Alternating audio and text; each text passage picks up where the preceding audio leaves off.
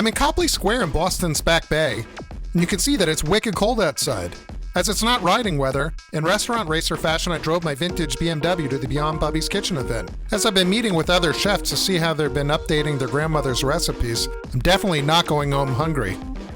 We're here with Chef Michael Leviton of Area 4 in Lumière. The pleasure's mine. Pleasure to meet you. Did you have a bubby? Yeah. Now, did she? No, both my boobies were not cooks.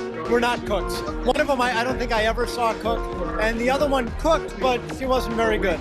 Really? Yeah. Now, was that something for you being a chef? Was that something you knew you wanted to do since childhood? No, absolutely not. I mean, after all, it's about eating, right? Right. And I like to eat, but it wasn't until I took some time off from college and I started cooking, and boom, all of a sudden it hit. What was that moment for you? I felt like I was good at it. Everyone likes to eat, or everyone should like to eat, but They're missing out if not. it felt to me like one of those things where all of a sudden I could put together all of these different skills and all these different things I was learning.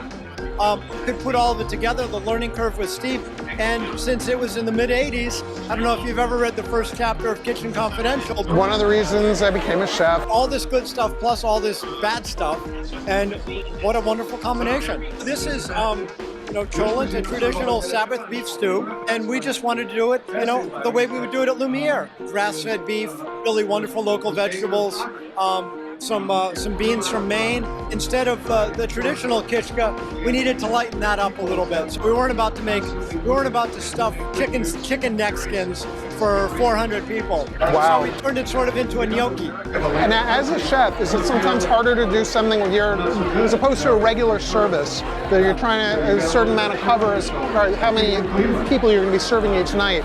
So you have to take a different mindset. A much different mindset. It's got to be, this is dish and scoop, right? But it can still be wonderful, and that to me, Cholent's perfect in that regard. It's one of those things, you set it and forget it. It's like slow cooker kind of mentality, and you don't do anything to it overnight, and poof, it's done. Well, one of the things that I love that I can see that you do is that you put a little bit of green on the top. It's a food biker tip. You want to make sure you put your greens on there, so it kind of makes it pop. There's that wonderful herbaceous, vegetal, chlorophyll-like quality of fresh herbs that really liven things up. Well, I'm not going to hesitate. I'm going to jump right in right now. Okay. All right, let's give it a shot.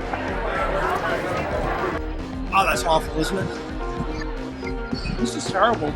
Thank you very much. Come back anytime. Now, I didn't bring a Tupperware that large enough to be able to bring the rest home. Oh no, she gets the rest of it for lunch tomorrow. You, my dear, are lucky.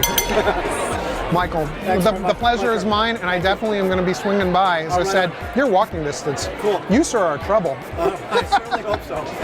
Thanks again, Michael.